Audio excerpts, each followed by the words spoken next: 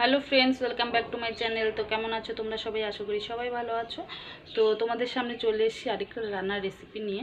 তোমরা তো পাঁঠার মাংস অনেকভাবেই অনেকে রান্না করে খেয়েছো। তো আমি কিভাবে রান্না করি সেটা তোমাদের সাথে আজকে শেয়ার করব। যদি ভালো লাগে অবশ্যই লাইক করো, আর চ্যানেলটা অবশ্যই সাবস্ক্রাইব করে দিও, আর কমেন্টে জানিও তোমাদের কেমন লাগলো। তো চলো বেশি কথা না বলে দেখাই আমি কিভাবে রান্না করি। তো চলো। তো দেখো, এখানে আমি মাংস নিয়ে নিয়েছি, ভালো করে ধুয়ে নিয়েছি, ধুয়ে পরিষ্কার করে নিয়েছি। তো ফ্রেন্ডস দেখো, এখানে আমি আলু কেটে নিয়েছি, একটু বড় বড় করে কেটে নিয়েছি। এখানে আদা কুচি নিয়েছি, আদা নিয়েছি, পেঁয়াজ নিয়েছি, রসুন নিয়েছি, লঙ্কা নিয়েছি, আর একটা বড় সাইজের টমেটো নিয়েছি। এখানে আমি কোনো গুঁড়া মশলা ব্যবহার করব না, সমস্তটাই পেস্ট করে ব্যবহার করব, বাটা মশলাই ব্যবহার করব। তো দেখো আমি কিভাবে বানাই, অবশ্যই তোমাদের ভালো লাগবে। তো চলো, এখন আমি মিক্সিতে সব কিছু দিয়ে দিচ্ছি। লঙ্কাগুলো দিয়ে দিলাম, পেঁয়াজ কুচি দিয়ে দিচ্ছি, এখন রসুন কুচি দিয়ে দিচ্ছি, আর এখানে আদাগুলো রেখেছিলাম, আদাগুলো দিয়ে দিচ্ছি। আর দেখো জিরে দিয়ে দিচ্ছি। আর যেহেতু আমার কাছে গোটা ধনে নেই, তাই আমি একটু ধনের গুঁড়ো দিয়ে দিচ্ছি এখানে, একদম একেবারে পেস্ট হয়ে যাবে। তো দেখো আমার এখানে মশলা পেস্ট করা হয়ে গেছে। এখন রান্নায় চলে এসেছি। তো দেখো গ্যাসে আমি কড়াই বসিয়ে দিয়েছি, কড়াইটা গরমও হয়ে গেছে। তো দেখো আমি কড়াই এখন তেল দিয়ে দিচ্ছি। দেখো তেলটা গরম হয়ে গেছে, তার মধ্যে অল্প জিরে ফোড়ন দিচ্ছি, আর একটা তেজপাতা দিয়ে দিচ্ছি। তো আমার জিরে আর তেজপাতা ভাজা হয়ে গেছে, এখন পেঁয়াজ আর রসুনগুলো দিয়ে দিচ্ছি। তো দেখো পেঁয়াজ আর রসুনটা দিয়ে দিয়েছি, এগুলো হালকা করে ভেজে নেব।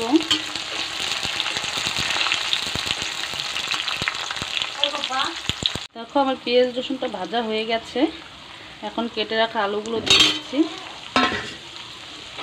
এগুলো একটু ভালো করে ভেজে নেব। এদিকে পেস্ট করা মশলার মধ্যে আমি হলুদ অ্যাড করে দিচ্ছি, আর দেখো লবণ দিয়ে দিচ্ছি।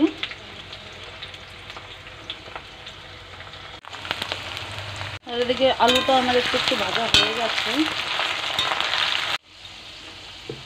তো আমার এগুলো ভাজা হয়ে গেছে, আমি এখন মশলাটা দিয়ে দিচ্ছি।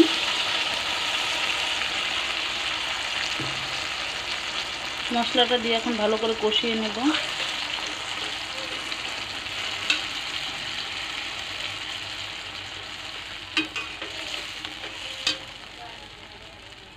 তো দেখো মশলার গা থেকে তেলটা ছেড়ে দিচ্ছে।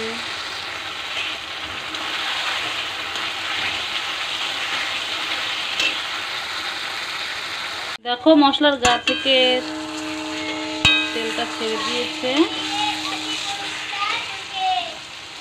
এখন আমি এই টমেটোগুলো দিয়ে দিচ্ছি, টমেটোগুলো কেটে রেখেছিলাম সেগুলো দিয়ে দিচ্ছি।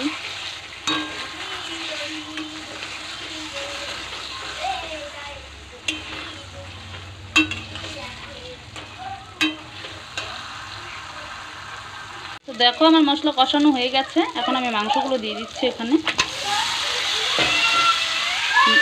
এখন ভালো করে মিশিয়ে নেব।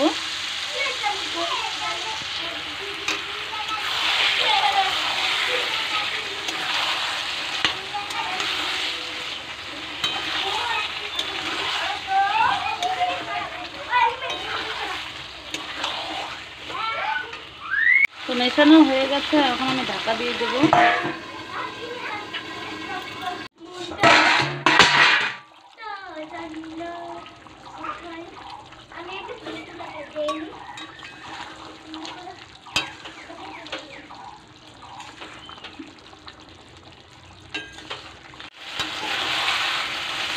তো দেখো আমার মাংসটা কষানো হয়ে গেছে।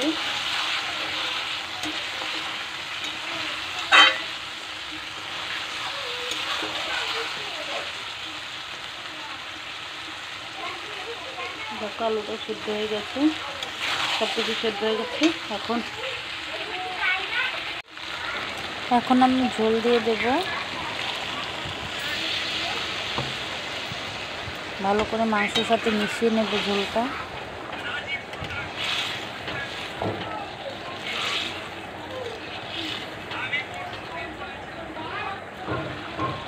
তো দেখো কালারটাও কত সুন্দর এসছে, তোমরা দেখেই বুঝতে পারছো। তো এখন ঝোলটা ভালো করে ফুটে উঠলেই তারপর নামিয়ে নেব।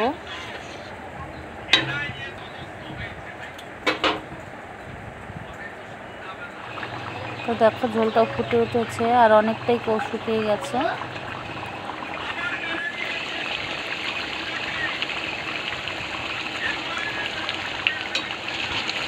তো দেখো অনেকটাই শুকিয়ে গেছে। এখন আমি মাংসটা নামিয়ে নেব। তো আমার মাংস রান্না তো কমপ্লিট। তোমরা দেখলে তোমাদের কেমন লাগলো অবশ্যই জানিও। তোমরা সবাই খুব ভালো থেকো। বাই।